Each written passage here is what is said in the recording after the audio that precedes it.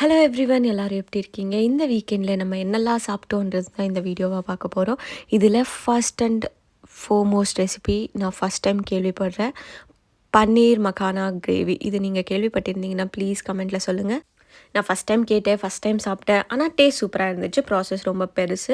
என்னோடய ஃப்ரெண்ட் ஸ்டைலில் எப்படி பண்ணுறதுன்னு பார்த்துடலாமா? ஃபஸ்ட்டு ஒரு கடாயில் பட்டர் அண்ட் ஆயில் ரெண்டும் ஈக்குவல் ப்ரொபோர்ஷனில் சேர்த்துட்டு சாப்பட் நீ வச்சுருந்த வெங்காயத்தை நம்ம நல்லா வதக்கிக்கணும். நம்ம சாப் பண்ண முடியலன்னா மிக்சியில் போட்டு பண்ணிவிட்டு போட்டு நல்லா வதக்கினதுக்கப்புறம் இஞ்சி பூண்டு பேஸ்ட்டை போட்டு நல்லா வதக்கணும். அது ஆயில் பிரிஞ்சு வரணும். அந்த ஸ்டேஜில் அந்த டைமில் வந்து நம்ம மக்கானாவை பட்டர் ரோஸ்ட் பண்ணி எடுத்து வச்சுக்கலாம்.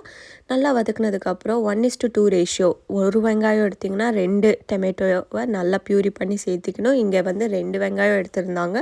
ஸோ 4 டொமேட்டோவை நல்லா ப்யூரி பண்ணி சேர்த்துட்டு அதையும் நல்லா வதக்கி கொதிக்க விடணும்.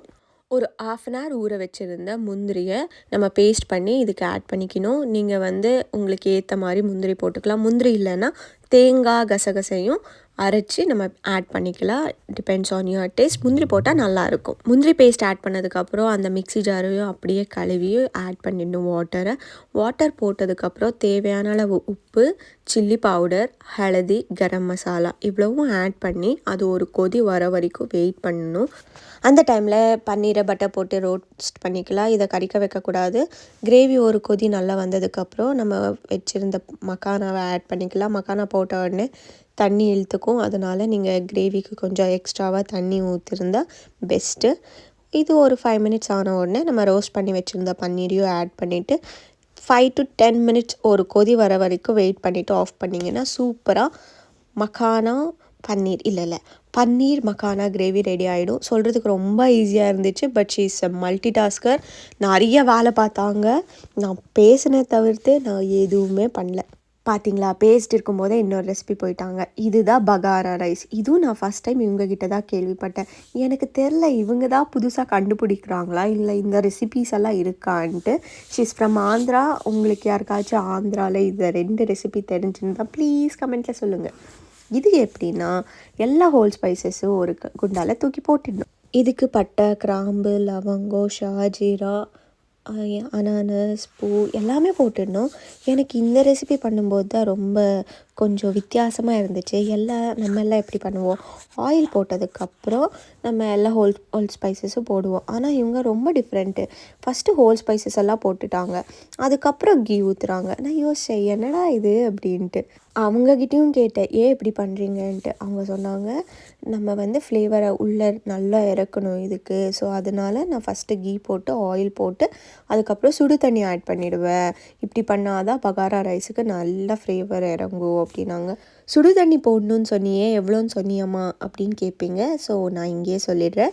1:2 ரேஷியோ தான். ஒரு கிளாஸ் ரைஸ் எடுத்திருந்திங்கன்னா 2 glass வாட்டர் விடுங்க. இங்கே வந்து half of the வாட்டர் விட்டுருக்காங்க, இன்னி கொஞ்சம் விடுவாங்க. ஒரு 1/2 hour முன்னாடியே நல்லா ரைஸை ஊற வச்சுட்டாங்க. இங்கே வந்து 10 glasses ஆஃப் ரைஸ் இருக்குது. இந்த ரைஸ் பண்ணுறது ரொம்ப ஈஸி.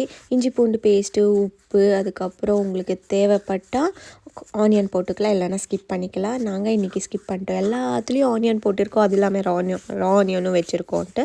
வாட்டர் ஒரு கொதி வரும்போது நம்ம புதினா, கொத்தமல்லியை குட்டி குட்டியாக சாப் பண்ணி வச்சுருப்போம், அதை போட்டுடணும். நீங்கள் அது கொதி வர்றதுக்கு முன்னாடியே போட்டிங்கன்னா மசாலாலாம் இறங்கி சூப்பராக ஸ்மெல் வரும். ட்ரை பண்ணி பாருங்கள். இல்லைன்னா ரைஸ் போடும்போது கூட போட்டுக்கலாம், உங்களோட விருப்பம்தான்.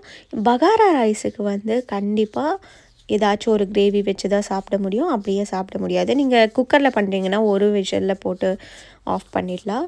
இது நாங்கள் இன்றைக்கி தம் வைக்க போகிறோம். ஸோ அதனால் நல்லா கொதி வந்ததுக்கப்புறம் ரைஸை வடிகட்டிட்டு ஆட் பண்ணிவிட்டு 15 minutes நல்லா தம் வச்சுருந்தோம். அதுக்கப்புறம் இறக்கி பார்த்திங்கன்னா சூப்பராக பகாரா ரைஸ் ரெடி ஆகிடும். என்னோடய ஃப்ரெண்டோட பெஸ்ட் 2 ரெசிபி அப்படின்னு சொல்லலாம். இது ரெண்டுமே சூப்பராக பண்ணுவாங்க. அவங்க எல்லாமே சூப்பராக பண்ணுவாங்க, அது வேறு விஷயம்.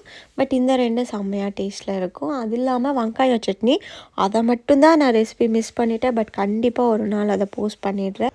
இன்றைக்கி ஆலிநாள் அழகுராஜா மாதிரி இவங்களே ஃபுல்லாக எல்லாமே குக் பண்ணியிருந்தாங்க. ரைஸு, கறி எல்லாமே பண்ணியிருந்தாங்க. ஃபஸ்ட்டு மக்கானா பன்னீர் கிரேவி, வெங்காய பச்சடி, தால், பாலக் ஆலு கறி, அதுக்கப்புறம் பகாரா ரைஸ்.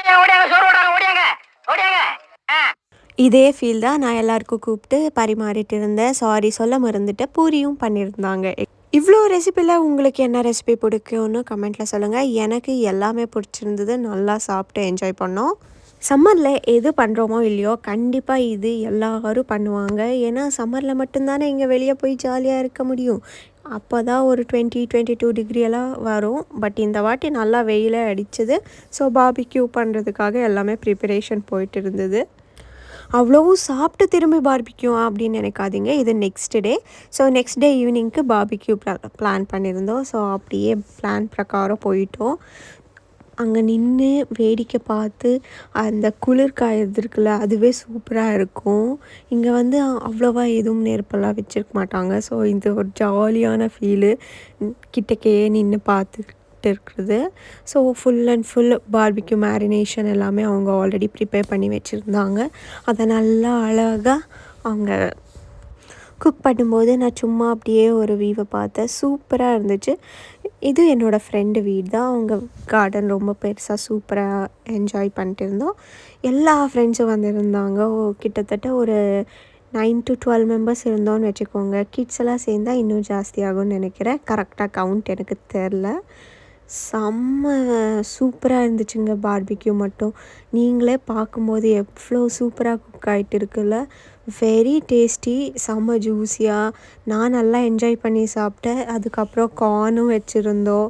அது குக் ஆகுறதுக்கு பார்க்குறது அவ்வளோ சூப்பராக இருந்துச்சு. நான் முடிஞ்ச உடனே எடுத்து போயிட்டு நான் நல்லா டேஸ்ட் பண்ணி இருந்தேன். உங்களுக்கு பார்பிக்யூவில் வெஜ் பிடிக்குமா நான்வெஜ் பிடிக்குமான்னு கமெண்ட்டில் சொல்லுங்கள்.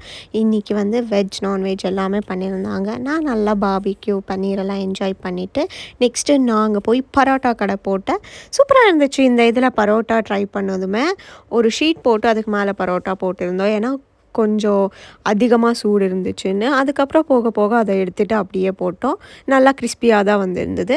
நீங்கள் என்னைக்காச்சும் பார்பிக்யூ இதில் பரோட்டா ட்ரை பண்ணியிருக்கீங்களான்னு கமெண்ட்டில் சொல்லுங்கள். Parotta, kurma, white rice, garlic பொடி. என்னோடய ஃப்ரெண்டு சூப்பராக கார்லிக் பொடி பண்ணுவாங்க. கதை பேசிட்டு நல்லா சாப்பிட்டு என்ஜாய் பண்ணிவிட்டு அங்கேருந்து கிளம்பிட்டோம்.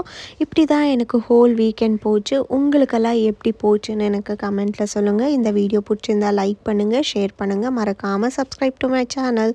தேங்க்ஸ் ஃபார் வாட்சிங்.